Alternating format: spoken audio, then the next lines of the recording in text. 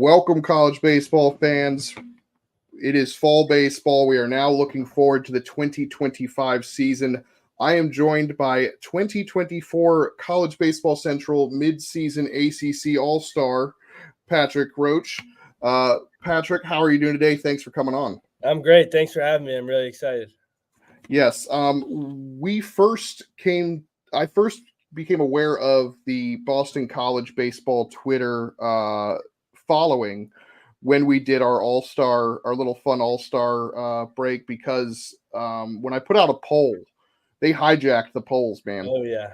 It was, I don't think I had interacted with many Boston College fans, and all of a sudden I was looking at the poll responses and I was like, oh man, we've got a situation where the entire BC roster is going to be going to be on our all-star team. But that was pretty funny. But Boston College, it's a great school, but where I want to start out with first is the summer. Obviously, I was doing a lot of Cape Cod stuff, and all of a sudden, at the end of the summer, you all of a sudden start showing up. Yeah.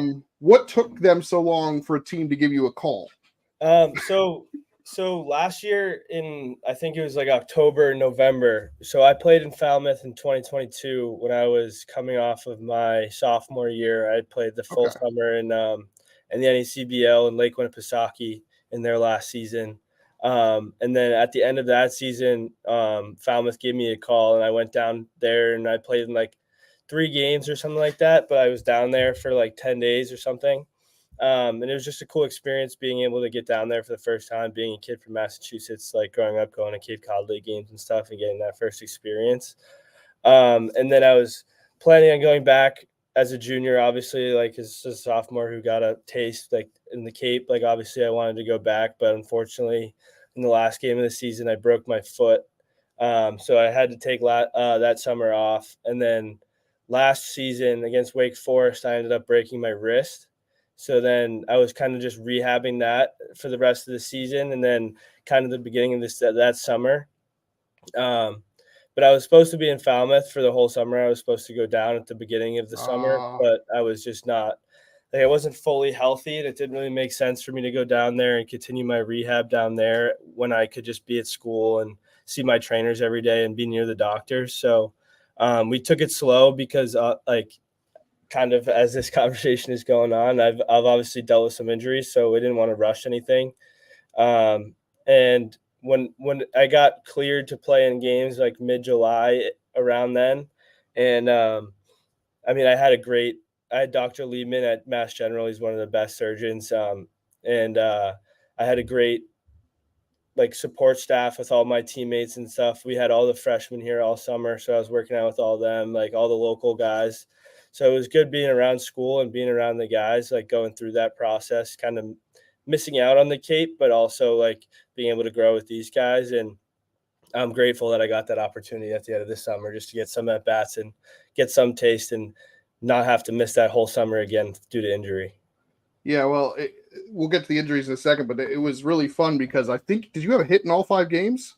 Yeah, I think so. Yeah. It was funny because guys are struggling up there in the Cape. A lot of great players will struggle up there. And you come in at the very end of the season, and I'm sitting there checking the box scores if I didn't get a chance to watch. And I'm like, I think Patrick had another hit today. And I was like, yeah, I think one was a pinch hit too. Like you didn't even play the whole game. Yeah.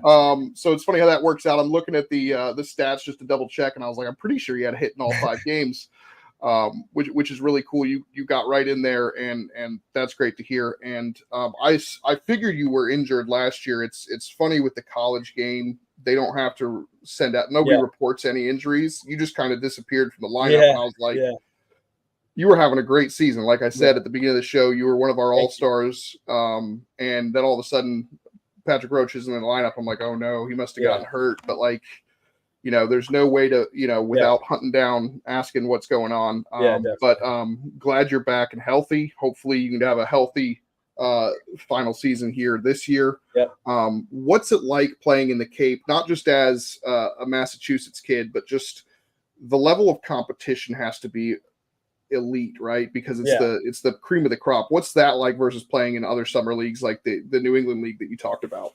Yeah, so I played in almost every New England league. I played in the Futures League twice. I played in the NACBL, and then I played in the Cape twice. So I've kind of had like the full experience of like what a New England college baseball player kind of can expect, which honestly has been a great blessing because like living in Milton, when I was in Brockton in the Futures League, I was able to just live at home, which was nice. Um, but I mean, like, I think a big thing with the difference in all of the leagues is like a lot of times I talk like when younger kids or high school kids ask me about summer leagues and like just my experiences, especially my little brother is a Division III baseball player, so kind of just like going with him through the process, it's a little bit harder to get in those leagues as a Division III player, obviously, but um, it's kind of like in the Futures League. My experience was like it was a lot of Division I or like Power 5 players who were local coming out of high school, getting that first college baseball experience, or freshmen who had just done their freshman year and hadn't really gotten a chance to play too much and just needed college at bats. And also combined with like the older Division III kids. And it was kind of like the same dynamic in the NECBL, but maybe a little bit more extreme. Whereas like it was kind of like the cream of the crop D3 players, D2 players, where like you would be seeing kids and being like, how is this kid at a D3 Yeah. school, not like at one of these D1 schools that we play against all the time? Um, Also combined with like a lot of D1 kids who are maybe younger and just haven't gotten that Cape chance yet, which I think is really cool because like once I got into the Cape, like I knew so many kids just from playing in all those other leagues and then also playing in the spring. Like you play against all the same kids that you play against in the summer, and even being teammates with some of them, it's pretty cool in the summer, like being able to share experiences and kind of hear what like the fall is like at other schools. Because obviously, like I've been in college baseball for 5 years, but the only fall experience and the only spring experience and the only like travel experience and hotel experience that I know is that at BC. Whereas like now when we play summer ball, you get to hear all these other experiences, and I think it's pretty cool. Yeah, I like hearing about those experiences as well because like even just trying to schedule some of these interviews that we're doing, it's interesting to see some of the teams are doing their practices in the morning and some do theirs in the afternoon, and it's just interesting to hear the differences because it's like okay, just tell me when you can do it. Yeah. But have you guys started fall practice?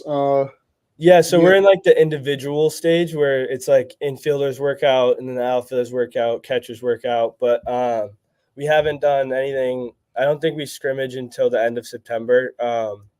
But we do like we've been lifting and stuff. We just actually got a new weight room. Mark Fagiano, he's a big BC baseball alumni. He helped us put a weight room up in the Frady Center, which has actually been a huge help and has made this fall run smoother than any other fall because we used to have like lift in the morning up at Conti Forum, which at BC there's the like campus, and then there's the Brighton campus, which is kind of across Com Ave, which is the street that runs along campus.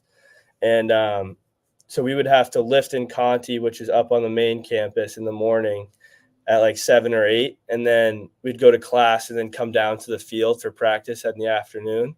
Whereas now our morning is completely free because we don't have to use that shared space, so we can work on our own time pretty much. And it's made everything a lot easier and has made our lives a lot better for sure. Yeah, that sounds really great. Yeah. We're going into the second year of Todd and Donato. What are the vibes coming into fall practice this season? You guys feeling really good? You got a bunch of new faces. Yeah. So this year, I think so. It was actually cool being around this summer because it was the transformation in the locker room was pretty drastic. Last year we had whatever it was. I think it's like 40 guys on the roster, and then I think we had 6 to 10 who were like injured or redshirting or whatever. And now this year, I think we had 18 kids come back, and we got like 23 transfers and freshmen. So we're kind of outnumbered in that sense as a returner, but it's definitely cool to see Todd kind of getting his grasp on the lineup, his grasp on the roster, and like a lot of the stuff we learned about Todd last year and his philosophies and all that kind of stuff, like you could see in his just like the way he attacked the transfer portal, the way he attacked like the freshman class and stuff like that, he's clearly committed to like his style of baseball and the way that he wants us to play at BC. And it's cool like seeing the guys come in and starting to like work with them and practice with them and being like, yeah, this kid fits perfectly to what we're trying to do. So that's really, really, really cool to see. And I think the vibes are good because like if you look at the roster, like the last 3 years, even from that regional team, there's still only 3 or 4 like spots that isn't the same as that regional team. So I think it's definitely like last year was tough just because I mean we did have a lot of injuries in the starting lineup and in the pitching staff and the bullpen specifically. But it was also our first year with 3 new coaches, and it was me as a senior who should have 4 years of being in a philosophy, in a system, in a culture that now I still have the culture and I still have the same guys as a senior, but I'm going out there with the same experience. Obviously, there's a lot of things that are the same in baseball, coach to coach, but there's also things that are different. And that was my first game plan for Todd was my first time live using all the things that he's ever taught me. So it's pretty much like me playing as a true freshman under Todd as a senior, and everybody was the same way. So I think this year, like having a good group of returners who had that first year experience, also coupled with like we got a 5th year from Wofford, a catcher, Gunnar Johnson, and like he is a first year player here, but he has the most knowledge of Todd's system because he's played for Todd the longest. So that like adding guys like that, having guys like Jack Milani, who is Todd's like analytics right-hand man guy at Wofford come like, and he's our age too. So that helps because you're not just hearing it from Todd, you're hearing it from one of his ex-players, one of the guys that was at Wofford with him for 4 years, helping him coach. So it's just trying to get everything that Todd wants us to implement and buy into the system, I guess. And it definitely this year, like having that one full season under our belt will make dramatic changes for sure. Yeah, and I think that's what I tried to stress to people last year is that there's an identity change happening on the fly, basically, which results in some of those ups and downs. And a lot of people need to be patient. I mean, look at Link Jarrett at Florida State, his first year. Yeah. They had a really poor season. Next year they were in Omaha. So yeah, and I think a big thing with that too is like Cam Smith, Tibbs, and like all those guys, they were there for that bad year. Like, yeah, exactly. Like me, Vin, all those guys that have Sam Ignolta have been here forever. Like my sophomore year, we were 5-25 in the ACC, and then my junior year, pretty much that same team is in the finals of the Alabama regional, and then we lose our whole coaching staff, but then that whole team pretty much is still there for that next year, and then everybody gets hurt, and now we have that second year bump. So I'm excited for that, and we talked about that trend a lot because when I was a freshman, both of our assistant coaches left, and we got 2 new assistant coaches when I was a sophomore, and as I said, we had a bad year. But then that second year bump, we keep talking about that second year bump, just getting that because that first year, like the fall is all learning, and you're just learning and learning and learning, and then in the spring, you're taking what you learned and you're applying it for the first time. Whereas I think in every ideal scenario, the first month of the fall is maybe like revisiting, refreshing instead of learning, and then also trying to get the new guys on board. And then you can apply that stuff all fall, all winter, all preseason and scrimmages and stuff like that. Whereas our first application was kind of just live. So this year having a bunch of guys who have 30 plus games played for Todd last year, plus adding more guys that are new faces that are pieces that we needed from last year that we didn't have. I think we're definitely much more confident this year than we were last year. That's great to hear. Obviously you guys haven't done too much, but you were able to, be around in the summer, as you said, and then you guys have started a couple of individual practices. But has anyone stood out to you so far? Who on the team do you think might have the best chance to have a breakout season in the spring? So Josiah Ragsdale, obviously, you guys picked him as like the bird baller of the summer. So he's actually living in my house this year. And he's a great guy. Like, he's one of the nicest guys I've met. I'm pumped to have him. And I've hit with him every day since he's been here, and it's crazy to see his talent. Like, he hit like 390 or something at Iona last year. So I think he's definitely one of the guys that I have an eye on, of like, all right, like, I'm excited to watch this kid go in the spring. But like, trying to think, Kyle Wolf last year, there was a point where I looked up and he was hitting like 360 with like 8, and I was like, whoa, whoa, what the hell's going on, dude? But he ended up, like, I think he got something with his hand. I think he had a little bit of an injury, and he was playing through it. And obviously, like, when you're a hitter playing through an injury in your hands, it's tough to like have the numbers that you think you should have. But I'm definitely excited to see him back healthy.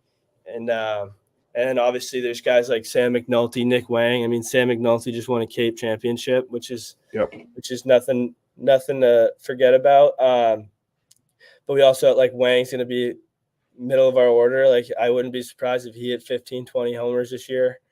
And then also, like, the young guys, like Austin Hartzell, he came in pinch hit probably like 12 times last year. I don't think he got out. Like, and then also, like, pitchers like Tyler Mudd, like, he's one of the best pitchers.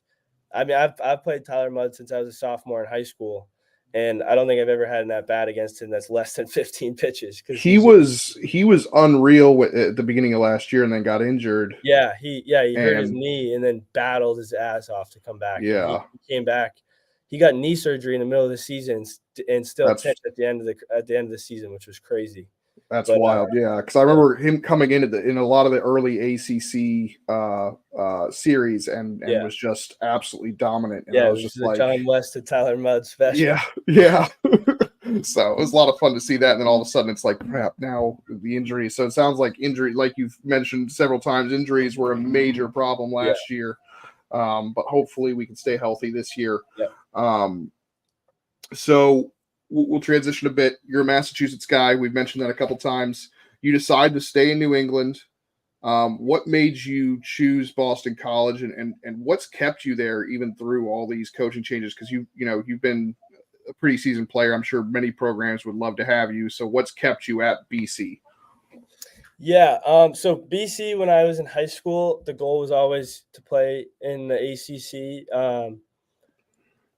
Because I went to BC High, which is Boston College High School, and it's a hard high school. So I wanted to take what I learned in school and kind of keep developing that as long as playing baseball. And I thought, just looking at all of the conferences in general, it was good to have like a couple in mind to try and reach out to schools in, just because like conferences, obviously, I feel like group similar schools together, especially back then when it was not conferences that it is now. But football really messed stuff up, huh? But I just thought the ACC was my best chance to get the baseball and academic level that I wanted. So being 20 minutes from home and meeting Coach Gambino and Coach Soul and all those guys that were there, it just felt like home for me, and it was a no-brainer.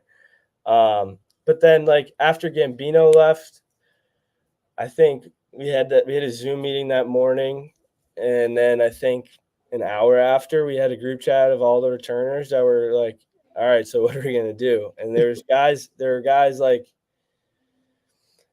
like Cam Leary, John West, like those guys, like they were going in. That year was their junior year, and they probably could have been drafted that junior year, but they were both like, should I come back to school for one more year? Should I go to the draft? And then also add on top of that, all right, now my head coach just left. Should I transfer or should I stay? And like within an hour, everybody was like, where else are we going to go? Like, we're all going to go back. We're all going to live together. We're going to have a great, unbelievable time. We're going to figure out who the coach is going to be, and we're going to just play BC baseball and figure it out. And kind of that connection with just those guys. And then also having Coach Soul stay was a big piece, because a lot of us were on campus that summer, working camps and working out and stuff. And just having that calming presence, like every day we'd come in and be like, all right, so who's like some guy in a collared shirt would walk through the facility, and you'd be like, all right, who's that guy? Like, and like, is he a good guy? Like, was his team good? Do they win? And then one day, like, we showed up and there was this guy, Todd, and he came through. So I was like, yeah, I've known him for a long time. Coaches at Wofford. Like, I think he's like one of the candidates that might get it. And we look him up. He's won 40 wins however many times. And we were like, all right, like, let's do it. Yeah. If you're friends with Sol and you win 40 games, like, let's go. So that was big. And then the grad year, like, coming off of an injury, it was tough, especially being in the Cape, like having signed a Cape contract. Obviously, now, like, kind of the dynamic of the Cape. There's always college coaches down there, like, especially at the beginning, honestly, probably more than there are MLB scouts these days. So everybody was like, yo, like, you have a sick opportunity right now. Like, you just hit 310. You're hurt. Like, you're coming off an injury, about to go play in the Cape for a full summer. And like, you could go make money in NIL. And I was like, yeah, maybe, like, we'll see, like, that'd be cool. But I had my end of the year meeting with Todd and guys like Chris Shaw, who was a first rounder from BC, who was helping out last year, and Coach Soul, Coach Tischler, Coach Forrest, all Henry Leak, who I played with here, and now he's like our pitching coach assistant, whatever you want to call him. But and I talked to those guys, and something that stuck out to me was Chris Shaw, who he was a first rounder from BC, debuted in the bigs, played in the big leagues, and he had come back to BC to graduate undergrad. And I was like, dude, you signed for like over $1 million. You made $700,000 in the bigs for a couple of years. Like, why? What are you doing going to take undergrad classes at BC right now? And he kind of told me, he was like, dude, like, you're like, you could have a pro career. You could go somewhere. You could go there in the fall and then not know where you're going to stand, or like the culture of the team or anything like that. All you know is how much money they gave you, what their roster looks like, and their past. And he was like, I talked a lot about wanting to have the culture that we had that junior year of, it doesn't matter who we're playing. We're BC. We're going to play together, and we're going to go out there and we have a chance to win every game. And last year it didn't really feel like that. But Shaw, Todd, they all mentioned, like, me coming back, like, I have the chance to be a fifth-year leader on a team and someone with an experience of going 5-25 in the ACC, then going 15-15 or whatever it was in the ACC, and then going 8-22 or whatever it was in the ACC. And I know the feeling of what a fall feels like going into a successful season and going into a non-successful season and all that kind of stuff. So that, coupled with the relationship I have with all the players here and like all my best friends here, like, there's no doubt in my mind that, like, this year I belong at BC, and like, there's no doubt about it. That's awesome. I think that's an underrated quality, is a lot of people don't realize the bonds of a baseball team when you haven't been in one in a long time or one at all. Yeah. Is you've built a special bond with your teammates, and a lot of them are still there. So, that's obviously got to play a factor. We just talked about, briefly mentioned some of the realignment stuff. I guess we'll briefly talk about it because we've still got a couple of topics to talk about. No, but I got plenty of time. Okay, Stanford only got night classes. There you go. Stanford and Cal joining the ACC. Academically, they seem to fit pretty well. Geographically, not so well.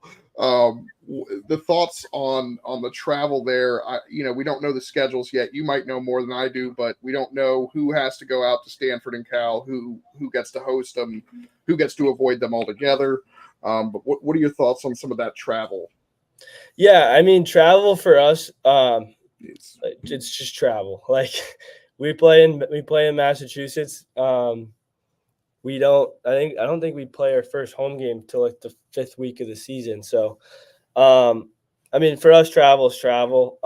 We were talking about it. I remember my junior year, we were talking about it in the locker room, like because we were kind of like host or not host, and some of the guys were like, "Wouldn't it just like be cool to go down south and like play in a regional? Like it would be sick to have one at BC, but like it'd be cool to go travel and like go somewhere we've never been and like see what that's like." So I think part of travel sucks is like getting on a plane and sitting there for 6 hours, and getting off the plane and your body doesn't feel great. But like it's cool. Like when else am I gonna go be able to play baseball at Stanford like in the rest of my life?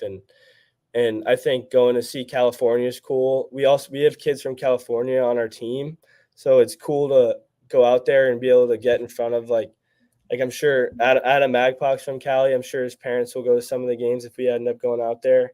But I mean, it's just cool. Like it's cool playing against teams that you've heard of. Like everybody's heard of Stanford, everybody's heard of Cal. And it's cool. Like I saw a couple of drone videos of Cal's campus on Twitter, and I was like, that's pretty sweet. Like it's cool to go experience all these other schools. And yeah, it might stink getting on a 6-hour flight, but it's an opportunity that we get that 9,500 some other kids at BC don't get. So it's cool. And I think we're excited for the opportunity. And it's also cool for people around here to have a Stanford or a Cal come here. Like nobody from Massachusetts has probably ever been to a Stanford football game, a Stanford basketball game, a Stanford baseball game. So it'd be cool to have Stanford come to BC and play against them. Yeah, I'm really excited because I mean being on the East Coast, I couldn't watch the Pac-12 network. So like I remember a couple years ago when Stanford made that 4th run to Omaha, somebody asked me on one of our shows, so what are your thoughts on Stanford? I was like, I don't know. They're pretty good, I guess. Like I can't watch them. So I'm excited to just be able to watch them, much less in person. So, yeah, that's pretty great. Every year, another special thing. I would imagine you grew up a Red Sox fan. Yep. You get to play at Fenway in the Pete Frates Classic. We'll talk about Pete Frates in a moment, but first I wanted to really quickly talk about the dream it must be to get to play at Fenway. Not just once in your career, but every season. And I can't remember. Were you injured when they had it last year? Because I'm trying to remember when the weight. So my sophomore year, I was able to play at Fenway, and then my junior year, I was also able to play at Fenway. But so my sophomore year, I played third base, so I got a little bit of the infield experience. And then my junior year, I actually had to play left field in front of the Green Monster, which is pretty cool. Being a guy from Massachusetts, like my dad was sending me YouTube videos all week. When I found out I was going to play left, he was like, this is Jim Rice playing left field. Like this is whoever. Like this is how you play the Green Monster. Like it's different. Like you got to just watch this. And I was like, all right, Dad. Like I got it. But last year I was unfortunately hurt for the game. And that was honestly, I think it was like the week after I got hurt. So that was I was gonna say I knew it was pretty close because it was that was like one of the points where it really set in that like I was a senior who had just had season-ending wrist surgery. But and I remember now I got surgery the night before the Fenway game or the day before the Fenway game, and I stayed home that night obviously, and then my dad was like, do you want to go to the game? And I was like, Dad, like, I don't know, like my wrist hurts. Like I'm going to walk out there and just wish I was playing and all that stuff. And then I texted Todd at like 9 a.m. It was like, Todd, like I'm going to come to Frates before the game and for BP and all that stuff. But I think when the bus leaves, I might just go home and watch from home. And actually, no, my surgery was the next morning. So that's why I was like, I got to get up early and stuff. And then I talked to John West, who he got drafted by the Diamondbacks last year. He was like one of my best friends, and obviously being the ALS game, it was a special night for him because he lost his father to ALS, and he was presenting a wheelchair that had been raised money. Money had been raised for, like he had helped raise money for to buy this wheelchair to donate it to someone who had ALS, and it was going to be like a pregame ceremony, and they were going to throw out the first pitch and stuff. And I knew all that, and I asked him, I was like, John, like, is it like, are you going to be upset if I'm not there? And he was like, I understand if you're not there, but it would be nice to have you there. And then about a couple hours later, Coach Soul, who was the first person to ever call me at BC, called me my freshman year of high school, or not call me, but asked me to call him my freshman year of high school. And it was just, he texted me, he was like, you should be there. He's like, you're going to look back in 5 years, you're going to be getting beers with John, and people are going to be talking about that ALS game when he donated the chair, and you're not going to have been there because you were hurt or because you couldn't realize the reality of the situation, that was bigger than just the fact that you couldn't play a baseball game on Fenway Park, but you got to be in the dugout with your teammates at Fenway Park. And he kind of shifted my perspective. And after that, I called my dad and I was like, Dad, I got to go to the game. And he was like, I'll be there. Text me. And if you want to leave, we'll leave. And I was like, all right, thanks, Dad. And I stayed the whole game. We won, and it was awesome. Yeah, it was a really cool thing. I grew up a UVA fan, so it was really cool to watch UVA play at Fenway. I had to know that BC wasn't going to lose at Fenway on in that day, but it was funny because I'd gotten a chance to interview some of the UVA guys after post game Tuesday before they went to Fenway, and just asking some of them what it would be like to play off the Green Monster. And they're like, I don't know, because we're basically just going to be able to walk around before, and then we just kind of get thrown out there. Yeah. So, and I was like, okay. Well, that'll be fun to just try and figure it out on the fly. Yeah, exactly. But yeah, it was a really special moment. Obviously, I was surprised when John didn't pitch this year, but he did have that incredible start the year before at Fenway, and that was really cool. Obviously, you posted on your Twitter, I think last month when you were still in the Cape. It was the 10-year anniversary of the ALS Ice Bucket Challenge.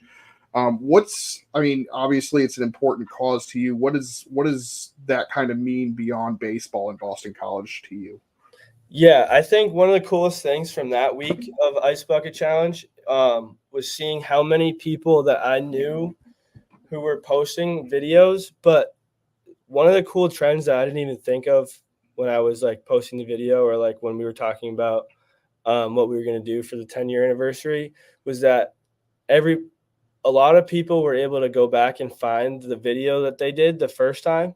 So it was cool. Like, I remember seeing Cam Leary's dad. He posted the video of Cam when he was like 10 or 12 or whatever it was, and he was pouring an ice bucket challenge over his head. And like at that point, like you're 12, like he's still in Little League. Like he's not connected to BC yet at all. But it's just cool to see like Cam Leary, future bird baller, future draft pick, future top 3 in career home runs at BC, was doing the ice bucket challenge when he was 10. And then now he's doing it as a BC bird ball alumni draft pick. So it's cool to see that it's not just like something to get like everybody that isn't a part of BC involved, but also like seeing guys who were affected, like the message got to them outside of the program, and now they've been through the program, understand it that much more, and have been successful in the program, and now they're going and spreading it tenfold.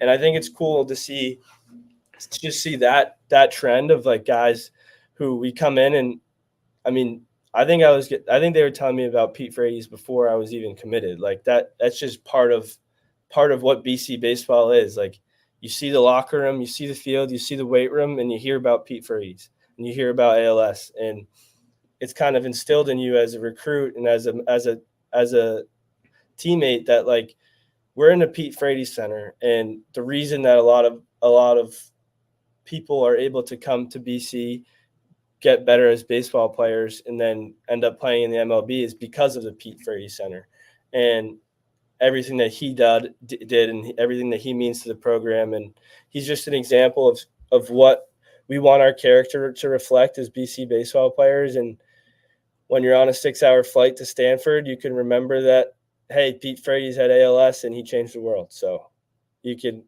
think of it like that. Yeah, that's one of the biggest things about BC's program to me is how they continue to maintain the importance of that message, and it doesn't really kind of fade away as sometimes things do, unfortunately. But luckily, it's kept at the forefront of the program. It's part of the program. We're gonna shift and do some fun stuff now. Let's do it. As we finish up. First, we'll start with some like superlatives. Who's going to be the team class clown? Who's the guy that's keeping it loose with the jokes? Nick Wang. Nick Wang for sure. Love that. All right, who's the glue guy? The glue guy, Aiden Harrington, number 9. We call him Knox. Love that. And then who's your leader? I think you've already kind of mentioned some of this, but who's one of the leaders? I mean, obviously besides you. Yeah, I mean, Vince Amini he's my mentor. He was a sophomore when I was a freshman, and he taught me everything about BC baseball and what it takes to be a leader. And he actually worked for my dad this summer. He was my dad's like right-hand man this summer because he's trying to become a lawyer. But he's one of the smartest kids I've met. He's the same person every day, and kind of that has taught me that like. You can be the best person on a Monday, but if you're not the best person Tuesday, if you're not the best person Wednesday, it doesn't matter. So I think you got to come in like guys like Peter Burns laid that groundwork, and then guys like Vin, Sam, Wang, like all those guys, they're all leaders. I mean, we don't have like a leader per se. Like we don't have like a guy who's like, all right, this guy has been like our captain, but we have a bunch of guys, 10 to 15 guys that have been here together for 4 years. Like Vin was a sophomore and I was a freshman, and I'm a 5th-year senior, and he's still here. Crazy. But like that's something that I'm lucky to have. Like I never expected to play my entire baseball career with Vince Amini, but I would never do it any other way. Yeah, that's awesome. Yeah. So what's your dream job if it's outside of baseball? Dream job outside of baseball would have to be a caddy on the PGA Tour. Oh, that's nice. Yeah, all right. So deserted island, what are 3 things that you'd need to have with you? Deserted island, 3 things. I'd have to say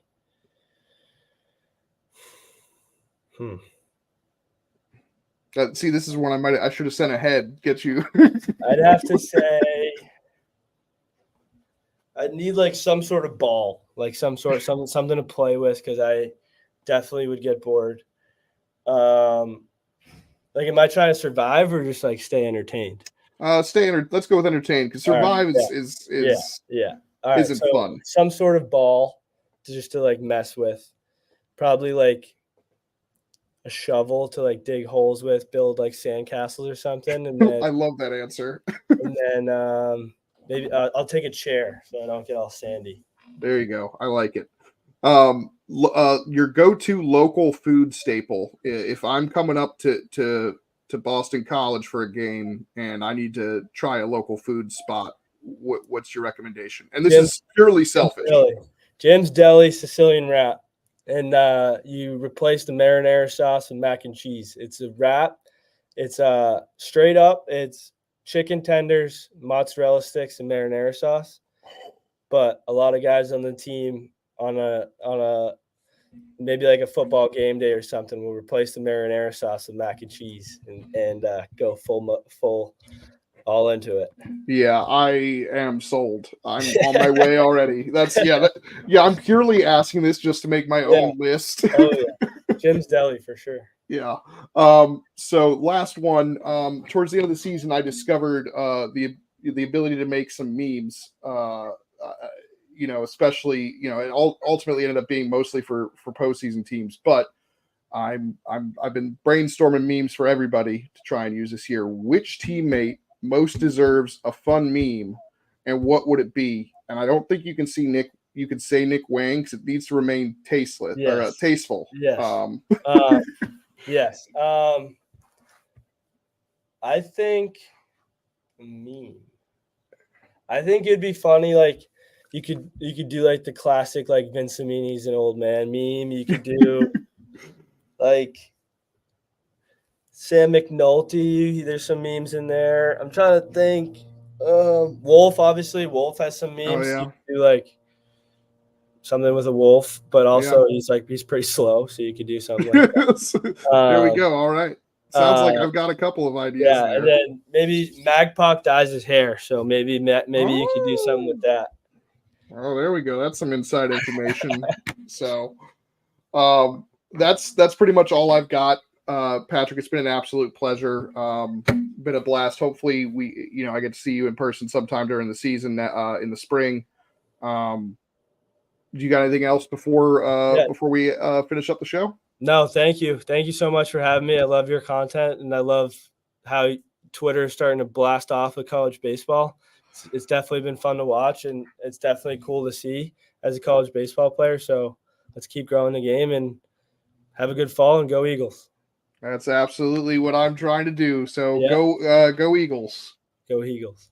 All right.